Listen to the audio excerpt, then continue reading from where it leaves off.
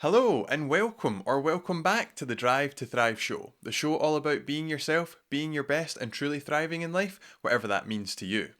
In today's episode, we have a super cool topic to cover, being the only three things that can stop you from achieving your goals. And as well as being super cool and also slightly clickbaity, I promise you this is a hugely practical and powerful concept that we can use to help us to overcome any and all obstacles between us and our goals time and time again. Sounds pretty cool, right? Well, what we're going to be doing is learning how we can take any and all obstacles, challenges, and problems that we might face along the road to achieving our goals and place them into one of three categories that are going to allow us to deal with them in the most effective way possible. How we're going to go about doing that is by exploring what each of these three things are, how specifically they can show up in our lives and limit us from achieving our goals, and give some quick examples of exactly what that would look like. Which means when I then give you some questions to help you identify any problems, challenges, and obstacles into one of these three categories, you can very quickly and effectively do that. Which also means when I then give you some quick tips on how to overcome each of these three things, you can really hit the ground running, begin effectively overcoming them, and keep moving forwards towards your goals. Now, why is this even important, you might be asking? Well, in life, in the pursuit of our goals and growth, we are inevitably going to face challenges, setbacks, roadblocks, and failures. And each unique problem and challenge we face has its own unique way of most effectively dealing with it. And by identifying what the most effective and appropriate way is to deal with a challenge head on, means that we can make the most use of our precious time, energy, and valuable resources, keep making consistent progress, and keep up positive momentum, consistently achieving our goals. Otherwise, we may not get the job done at all, or get it done in a way that's not very effective or sustainable, wasting valuable time, energy, and precious resources. For example, let's say the problem we're facing is that we have a screw that we want to fit tightly into the wall. Now, you and I both know we probably want to use a screwdriver or drill and potentially some raw plugs to help us get that job done most effectively. But turn up to the job with a hammer, and we could still technically get the job done, but it's probably not going to be the highest quality work, it's maybe not going to be very sustainable, and it's probably not going to be the most effective way of going about it. Because if we hammer that screw into the wall, we're potentially going to damage the thread, potentially damage the wall, maybe mangle the head, and either A, we're not going to get the job done at all because the screw's damaged and keeps falling out the wall, or B, we'll manage to get the job done, but it's just not the highest quality result, and we wasted a lot of valuable time, energy, and precious resources the way we went about it. And so, when it comes to our personal growth and goals, by being able to identify any problems, challenges, and failures into one of these three categories, we can very quickly and easily identify the most effective way of overcoming it so that we can do exactly that, maintain positive momentum, and achieve the results that we want. Going a wee bit deeper, it's all about taking personal responsibility, which is absolutely essential if we want to achieve any form of sustainable success. Because each of the three categories we'll be placing our problems, challenges, and setbacks into are all things that are entirely within our control. And thus, by doing so, we take responsibility and give ourselves full power to change and overcome them. Otherwise, we place our blocks, challenges, setbacks, and failures outside of ourselves, implying that something outside of us is responsible for us not being able to take action or achieve our goals. And in doing so, that we imply that we are helpless victims to some ominous outside force with zero choice or control over the matter, situation, or circumstances, which is pretty disempowering. But by taking responsibility, we empower ourselves with the ability to make positive changes, to take effective action, and to create entirely different results. Now, imagine with me for a minute that as you're going through life, progressing towards your goals, if you could take any and all problems, challenges, setbacks, and failures, quickly place them into one of three categories, and that would give you the most effective way of overcoming it, just how much time, energy, and valuable resources could you save? How much more quickly and easily could you make progress? And just what would you be able to achieve? Pretty powerful potential, right? Well, I know you're going to love it. The very first time I heard this, it absolutely blew my mind because of how simple it is, yet how profound and powerful the potential is. And on that note, I just want to say a super quick thank you to a very good friend and mentor of mine by the name of Mr. Jonathan Clark for sharing this model with me, and to a Mr. David Shepherd for sharing it with him. And so, without any further ado, let's get into today's episode.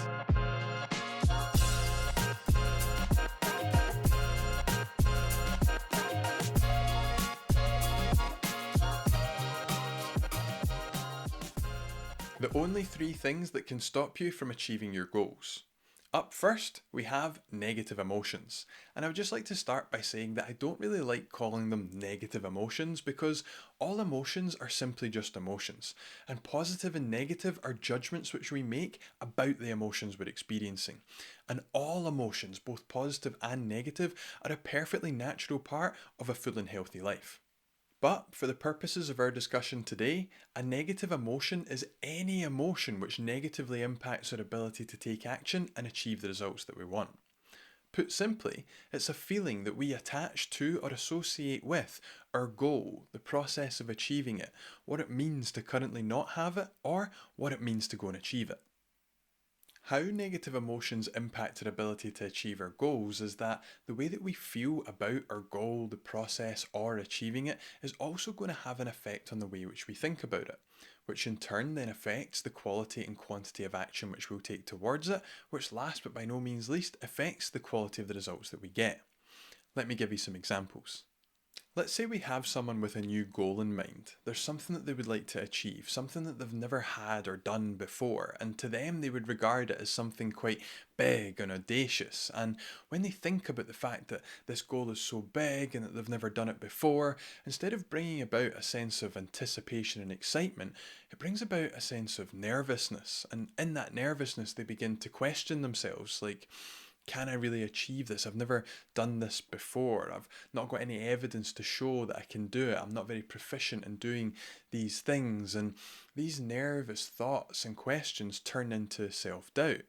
And that self doubt continues to spiral downwards until we reach a point where this person either doesn't take any action at all in the first place, or taking action from this place of doubt, they don't give it their full effort and utilize their full potential, therefore they affect the quality of results that they get.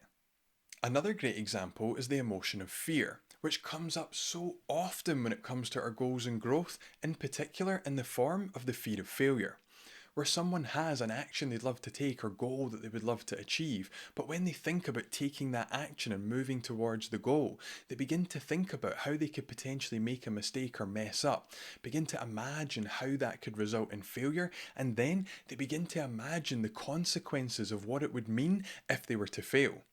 From there, they've then created this full internal experience of fear, which limits their ability to think logically and rationally, which means they're either not going to take any action in the first place at all, or they're going to take some limited form of action because they're not thinking clearly, or they think to themselves, do you know what, I'm probably going to fail anyway, so if I don't give it my full effort, then it won't be so much of a letdown if I do. And thus, the effect is, this state or emotion of fear greatly inhibits their ability to take action, which of course affects the quality of results they'll get. A last good example is where we begin to create negative emotions in the process by judging and beating ourselves up. This is something that I see so often with coaches and entrepreneurs early on in their journey, where they're in the process, they're taking action, but what they're saying to themselves is, I should be so much further on by now, I should be doing so much better, I should be capable of more. And by doing that, we create emotions like guilt, shame, embarrassment, we bring ourselves down, we beat ourselves up, and from this place, we're just adding more and more metaphorical weights that we need to drag along with us to keep making progress. And so, these are just some quick examples of how negative emotions can pop up and limit our ability to think clearly and rationally, to take effective action, and of course, to achieve the results that we want. Let's move on to our second goal stopper. Number 2, ineffective strategies. And for the purposes of our conversation today, strategies are how we go about doing the things that we do. They are a purposely selected set of actions taken in a particular order to bring about a specific result.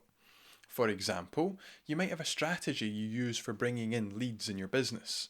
You'll have a strategy for how to go about achieving selected health and fitness goals, and you'll also have a strategy for how you put your trousers on in the morning. Because if you think about it, you put the same leg in the trousers first every single day, and that is a strategy. On that note, we have both internal and external strategies. External strategies, like some of the ones I mentioned a moment ago, are things that we do or actions that we take outside of ourselves to help bring about a specific result. Like, for example, actions that we'll take in order to bring in leads or sales within a business. An example of internal strategies are things that we do within ourselves to bring about a specific result. For example, a strategy for motivation is how we talk to ourselves, the mental pictures we create and the mental movies we play in order to bring about a state and feeling of motivation to inspire us into action. Regardless of whether they are internal or external, an ineffective strategy is any strategy that doesn't get us the result that we want, i.e., it creates a result we don't want, or a strategy that may get us the result that we want but might waste a lot of valuable time, energy, and precious resources. Let me give you some quick examples, starting with one we mentioned earlier, the internal strategy of motivation. When it comes to motivating ourselves, some people are motivated by moving towards pleasure, i.e., moving towards the result that they want, and some people are motivated by moving away from pain, i.e., moving away from what it is they don't want. And if we have someone who's motivated by moving towards pleasure, but they try and motivate themselves by doing something like this, where they say to themselves, right, okay, this is it, you need to take action. You haven't taken action in a few days and you're so lazy. And if you don't take action now, imagine what bad things could come. And imagine just how annoyed at yourself and how upset you're going to be later today if you don't do this now. Well, by having a mental conversation like that, this person's probably going to be creating mental pictures and mental movies of the negative consequences they don't want. This is going to begin to trigger some negative emotions and some resistance, and this could put them on a negative downward spiral that's going to stop them taking any action in the first place. Or if they do take action, they're going to be full of resistance and negative emotions and not taking the most effective action to get the result that they want. Thus, this strategy for trying to motivate themselves is rendered ineffective because it's not getting them the results that they want in the most effective way. A good example of an ineffective external strategy could be, let's say we have someone who wants to lose weight and get fitter and healthier. The way they say they're going to go about doing it is that they're going to cut out all these different foods and stick to this really strict, elite, and plain diet, and they're going to eat a calorie deficit of 1,000 calories. Now, to some people, this might be the way to go about it, but for a lot of people, having a really strict diet that they're not used to and eating so few calories means that they're more likely to get cravings for some of the foods that they used to eat. There's going to be comfort foods that are potentially on their mind, and using precious mental and emotional energy to fight off these cravings and temptations, create stress, deplete their willpower, and after a few hours, a few days, a few weeks, they might get to a stage where it just gets the better of them. They crumble, they end up binge eating, they beat themselves up for binge eating, and then they purge and eat hardly any food, and then the cravings come back and they just end up staying on this cycle. And therefore, for someone to go about losing weight and getting fitter and healthier, that's a potentially ineffective strategy for how to do it because it stops them getting the results that they want. Or maybe they do get the results they want further down the line, but they were absolutely miserable all throughout the process. A last example of ineffective strategies where we could combine the two, external and internal, would be, let's say we have someone who's delivering some form of public workshop or masterclass. It's one of the first ones that they've delivered, and so when they begin to think about it, they position it in their mind as, oh, this is a lot of pressure. It's all on me. It's all my responsibility to make sure that I deliver value and these people get what they want. And by positioning it this way in their mind, they begin to think, oh, but what if I've not got enough value to give? Or what if someone doesn't like this thing? Or have I got enough time to cover that? And what you can begin to see and hear is that their internal strategy for thinking about how to deliver this event is beginning to highlight the negatives and what could potentially go wrong. And so instead of creating a sense of excitement, anticipation, and motivation, they begin to create anxiety. And from this place of anxiety and wondering if they're going to be able to deliver and is it all going to be enough, they end up packing so much into it, putting more into it than they could possibly cover to try and prove that they've got value, to try and over deliver, which means that they're quite nervous and anxious in the preparation because how are they going to remember this all? And then when they actually go to deliver it, they're talking quite fast and they're getting flustered and they've not really got time to stop for air or ask for questions. And the result is they're either going to cancel the workshop before it happens because they're so anxious, or the workshop they're going to deliver isn't going to be the best it could possibly be because their strategy for thinking about creating and delivering it and the strategy for preparing it have both been ineffective. And so, these are just some quick examples of how ineffective strategies, both internally and externally, can stop us from taking action in the first place and thus getting the results that we want, or may allow us to get the results that we want, but waste so much precious time, energy, and valuable resources. Now, let's move on to our third goal stopper.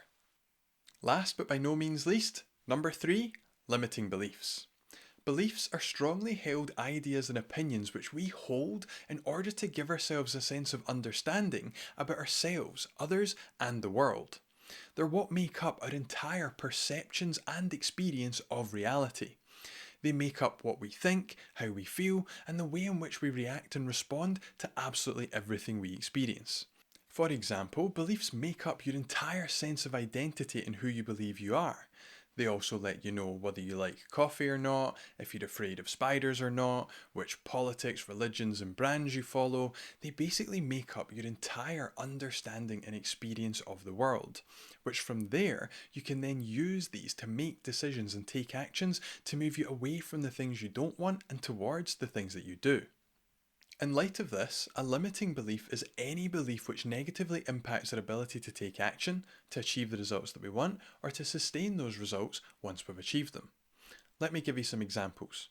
Let's say we have someone who wants to start an online business, and when they were younger, they were told by parents, grandparents, or role models that money is the root of all evil and money is hard to come by. Money doesn't grow on trees. And so now, in their 20s or 30s, when they want to go and grow their own business, selling their own services and doing what they can to make money for themselves, holding the beliefs that money is the root of all evil and money is hard to come by, mean that the way they go about their business is believing it's going to be difficult for them to make money. When they get on sales calls, they believe money is the root of all evil, so when it comes to asking for the sale, they're incredibly awkward and resistant, which comes across to the client, and of course, either stops them getting the results that they want and their business fails pretty quickly, or they struggle for years and it makes it really difficult for them to get the results that they want. Another good example of a limiting belief and how it can stop us achieving our goals would be, let's say we have someone who wants to achieve a goal, but they don't believe that they're capable of achieving it because they've never done it before and they've not got any evidence to say that they can. What this means is that this person, either full of fear or doubt or insecurity, is not going to take action at all in the first place. They're potentially going to take action, but it's going to be from that kind of limited place of believing they're not capable of achieving it, which is going to make it really difficult for them to get that result. Or last but by no means least, they could go on and achieve that result, but believing that they're not capable of having it, they could then self-sabotage themselves to prove their beliefs right by getting rid of that successful result. And this is something you see so often in the health and well-being community, is people not identifying with being that person that they want to be, which means that they either don't take the action, they struggle on the journey for years and years, or they get that result but they keep yo-yoing back and forward as they self-sabotage themselves to prove the limiting belief right. Lastly, in the examples for limiting beliefs, let's say we have someone who at an early age adopted the belief, I'm not good enough. Whether they failed at something at school or were disciplined for something quite harshly, it triggered the thought inside that child, I'm not good enough.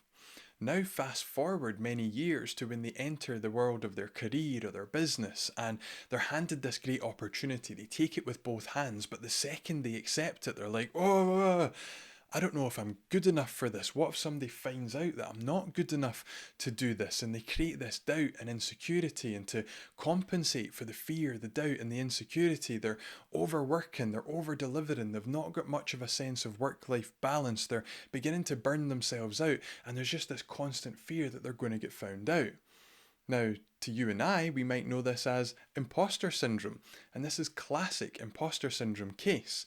And of course, now by having this limiting belief, I'm not good enough, this person either doesn't take action at all in the first place, they take clunky, limited action, or they sabotage themselves to the point where they end up giving up that opportunity or losing it because they're getting in their own way as the result of this limiting belief.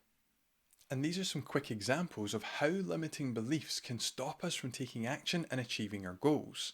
They impair our understanding and perception of the world, ourselves, and our goals in such a way that we either don't take action in the first place, take very limited action, not using our full potential, or maybe we get the results that we want, but we end up sabotaging ourselves and squandering them to prove right that limiting belief.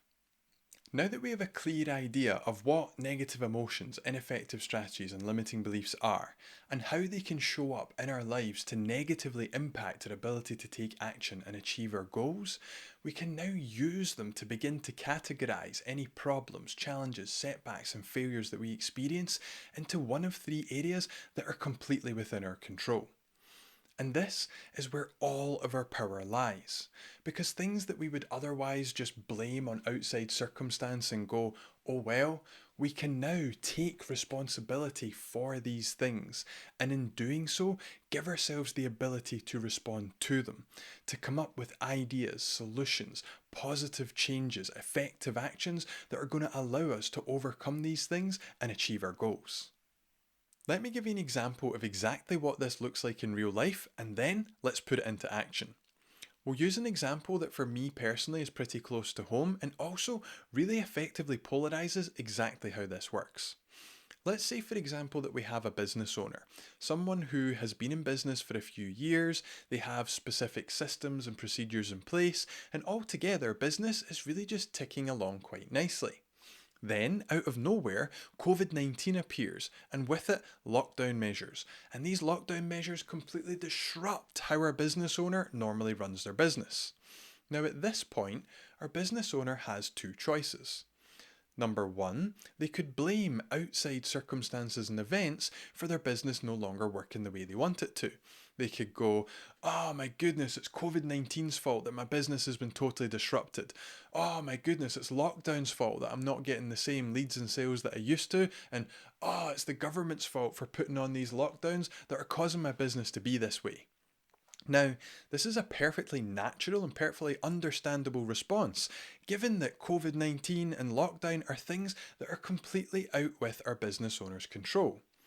But by doing this and blaming outside circumstances for their business not working the way they want it to, they also imply that in order for their business to work the way they want it to, these outside circumstances and things need to change first. Which, of course, is completely out with our business owner's control and thus very disempowering. Because it leaves our business owner feeling like they have absolutely zero choice in the matter. They've got no moves to make whatsoever, and they're completely at the whim of these outside forces that are completely outside of their control.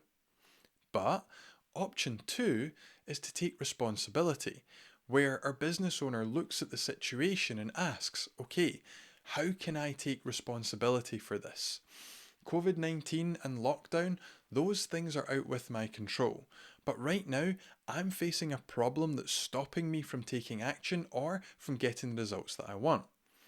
They use the model of looking at negative emotions, ineffective strategy, and limiting beliefs. And they go, okay, previously my business strategy worked just fine. But as a result of COVID-19 and lockdown coming along, all of a sudden the previous strategy that used to work well has now been rendered ineffective. Aha! Well, if the current strategy no longer works because of the changes in the environment, in the economy, in the world, well, I have the power to change the strategy. Interesting. There's something I could do.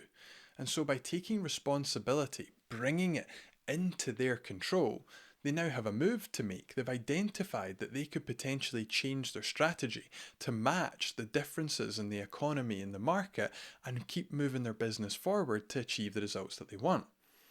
They could also look at it through the lenses of, well, wait a minute, I'm experiencing a bit of fear, I'm experiencing a bit of anxiety about my business's ability to make money, about what might happen to my business, about how I'm going to continue to bring in clients. Well, there's two negative emotions that certainly aren't helping me. I could probably deal with those as well.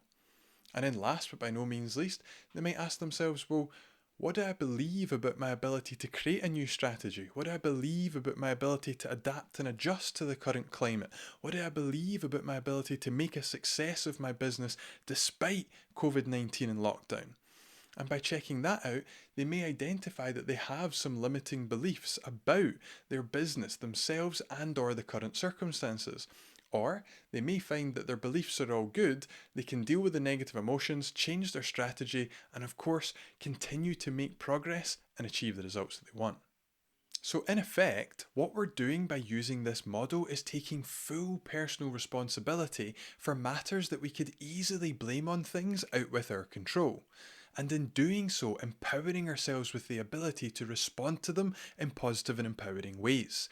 Identifying what moves we can make, coming up with positive changes, ideas, and solutions, and then taking action to overcome these challenges and keep progressing towards our goals. Now, I don't know about you, but being able to take responsibility and empower ourselves with the ability to come up with changes, solutions, and action steps that we can take to overcome any and all challenges and obstacles we might face sounds like a pretty powerful skill to have to me, right? Well, let's put it into action. I want you to think about a goal that you currently have. A goal that maybe you're finding it difficult to make the progress that you want, maybe you've failed at it before, or maybe you just know for a fact that there's some form of block, challenge, or obstacle that's getting in the way and stopping you from taking action and or achieving the result that you want. Now that you've got your goal, we're going to run through some questions, so please feel free to pause and answer them as we go through them, or you can wait till the end, get them in the show notes, and work through them all at once. Thinking about your goal, I want you to ask yourself, what do I feel when I think about my goal? And secondly, what feelings come up when I think about taking action on my goal?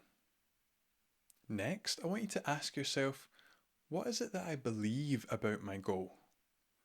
What do I believe about my abilities to achieve my goal? And lastly, what do I believe about myself in relation to my goal? Lastly, I want you to answer the following. Thinking about achieving my goal in as few steps as possible and utilising my time, energy and resources as efficiently as I can, how effective is my current strategy in getting me the results that I want? By answering these questions, we're going to be able to identify exactly what kind of challenge we're dealing with. Is it that we've got negative emotions to reframe and overcome, an ineffective strategy to adjust, limiting beliefs to let go of, or a mix of some or all of the above? Which means that we can then identify what the most effective solution is going to be so we can easily and efficiently overcome these challenges and keep making progress towards our goals.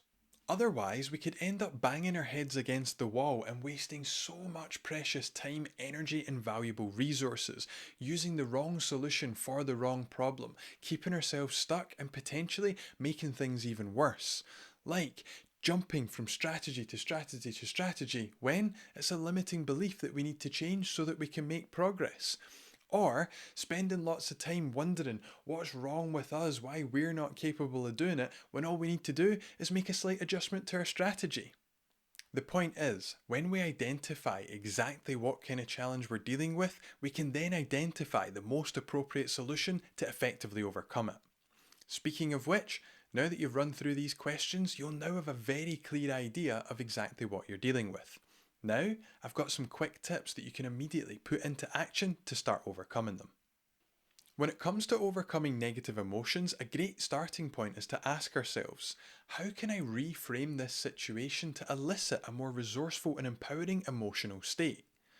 By answering this question, we'll then have clues as to how we can perceive and look at the situation differently to create more resourceful and empowering emotions, which of course are going to have different actions available to them, which in turn are going to create different results. When it comes to overcoming ineffective strategies, there are two powerful approaches we can use.